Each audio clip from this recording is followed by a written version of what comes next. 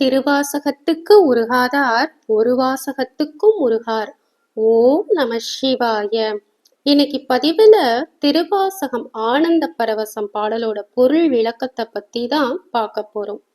இந்த பாடல்ல மாணிக்க வாசகர் விச்சுக்கேடு பொய்க்கு ஆகாது அப்படின்னு ஏன் சொன்னாருன்னு பார்ப்போம்.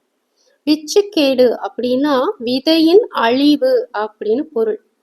இந்த உலகத்துல ஒரு பயிர் நல்லா செழிப்பா வளர்ந்து நல்ல விளைச்சலை தருது, அதோட தரமும் நல்லா இருக்கு அப்படின்னா அவங்க என்ன பண்ணுவாங்க தெரியுமா? அந்த விதையில நல்ல விதைய மட்டும் தேர்ந்தெடுத்து பாதுகாப்பா வச்சுப்பாங்களாம். ஏன்னா அந்த பயிர் நிலை பெற்று வழியா அவங்களுக்கு அடுத்து வர்ற சந்ததியினருக்கும் அது பயன்படணும் அப்படிங்கறக்காக அதை பாதுகாப்பா வச்சுக்குவாங்களாம். அது மாதிரி பொய் அப்படிங்கிற பயிர் இந்த உலகத்துல ஒன்னே ஒண்ணுதான் இருக்கு, அதுக்குரிய விதையும் ஒன்னே ஒண்ணுதான் இருக்கு, அந்த ஒரு விதையும் நான் தான். அதனாலதான் அந்த விதை அழிஞ்சு போச்சுன்னா இனிமே பொய் அப்படிங்கிற பயிர் இல்லாமலே போகும் அப்படின்னு தான் இறைவன் எனக்கு மட்டும் வீடு பேரு கொடுக்காம இங்கேயே விட்டுட்டு போயிட்டாரு அப்படின்னு மாணிக்க வாசகர் தன்னை ஒரு பொய்யன் அப்படின்றதுக்காக தான் விச்சுக்கேடு பொய்க்கு ஆகாது அப்படின்னு பாடியிருக்காரு.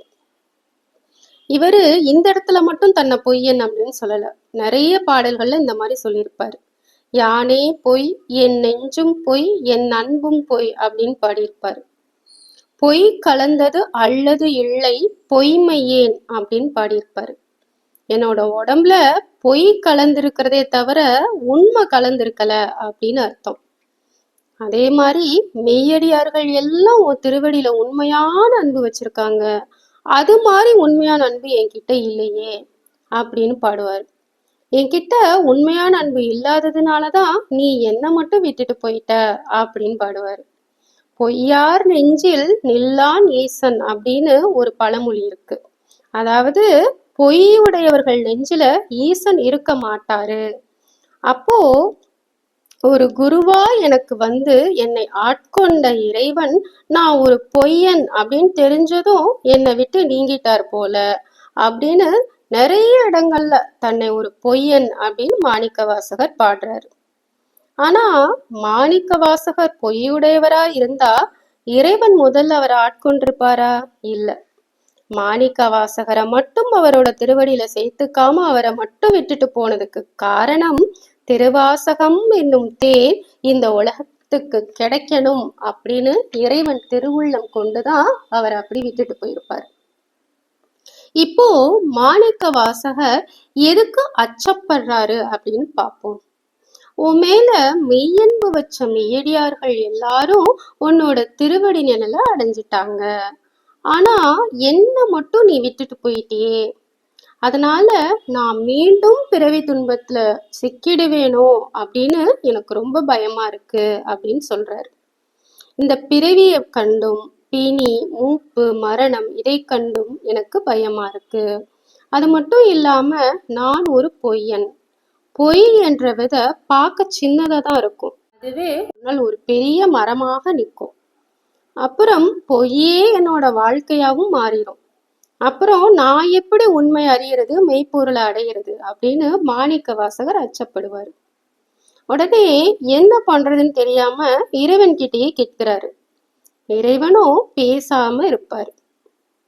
திருவாரூரில் எழுந்தருள் இருக்கும் எங்கள் பிச்சை பெருமானே, நீயும் பேசாட்டி நான் என்ன செய்வேன், திருவாய் மலர்ந்தருளு அப்படின்னு கேட்கிறாரு. இறைவன் கிட்ட வருந்தி பாடுறார் மாணிக்க வாசகர்.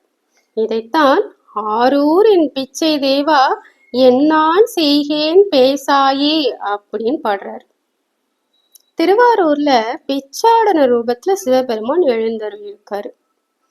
ஏன் சிவபெருமான் பிச்சை எடுக்கிறதுக்கான சூட்சும ரகசியம் என்ன அப்படின்னு பார்ப்போம்.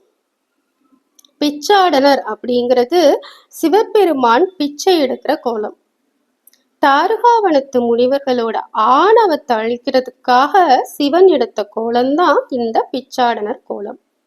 இவரை பிச்சை தேவர், பிச்சை பெருமான், பலிதேர் பிரான் அப்படின்னு பல பேர்கள்ல அழைப்பாங்க.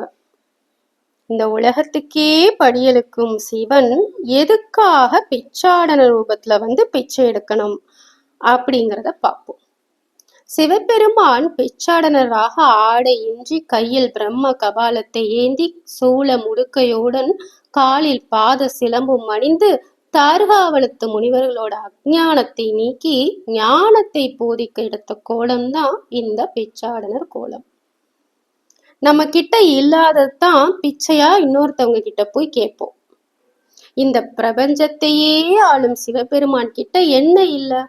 எல்லாமே அவரோட தான். அப்படி இருக்கும்போது அவர்கிட்ட இல்லாதது அப்படின்னு எதுவும் இருக்கா? இருக்கு. சிவபெருமான் கிட்ட இல்லாதது நான் என்ற ஆணவம், அறியாமை, அகம்பாவம். இல்லாத ஒன்ன நிறைய இருக்கிறவங்க கிட்ட கேட்கணும். அதனாலதான் சிவபெருமான் இதெல்லாம் நம்ம கிட்ட நிறைய இருக்குன்னு நம்ம கிட்ட கேட்கிறாரு. இறைவனை அடையிறது தான் உயிர்களோட நோக்கம். ஆனா இறைவனை சேர விடாம நம்ம அறிவை மறைச்சு நிக்கிறது தான் இந்த ஆணவம், கண்மம், மாயை, அறியாமை, அகம்பவம். இதெல்லாம் இந்த பிணைப்புல இருந்து விடுபட்டு இறைவனோட சேர்றதுக்கு இறைவனோட அருள் வேணும்.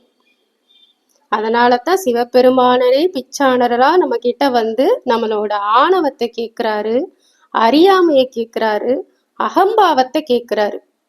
நம்ம கிட்ட இதெல்லாம் இருக்கு, நிறைய இருக்கு. இதெல்லாம் எப்படியாச்சும் வாங்கி நம்ம ஆன்மாவை சுத்தப்படுத்தணும் அப்படின்னு திருவோடு தாங்கி ஒரு பிச்சாடனரா நம்ம கிட்ட பிச்சை கேட்கிறாரு. ஆனா எதையும் கொடுக்க நம்ம தான் தயாரா இல்லை. நம்ம இறைவன் கிட்ட என்ன கேட்கிறோம்?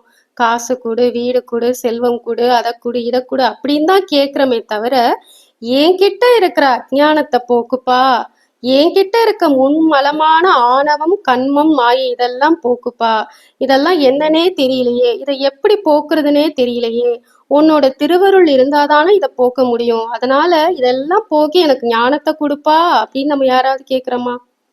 அதனாலதான் அவரே ஒரு பிச்சாளர் ரூபத்துல நம்ம கிட்ட கேட்கிறாரு. இதுதான் இந்த பிச்சாளர் கோலத்துல மறைஞ்சிருக்கிற சூட்சும ரகசியம். இப்போ இந்த பாடலை பார்ப்போம். விச்சுக்கேடு பொய்க்காகாது என்று இங்கு என்னை வைத்தாய், இச்சைக்கு ஆனார் எல்லாரும் உன் தாள் சேர்ந்தார், அச்சத்தாலே ஆழ்ந்திடுகின்றேன் ஆரூர் எம் பிச்சை தேவா, என்னான் செய்கேன் பேசாயே அப்படின்னு வருந்தி பாடுறாரு. நாளை அடுத்த பதிவில் பார்ப்போம். ஓம் நம சிவாய.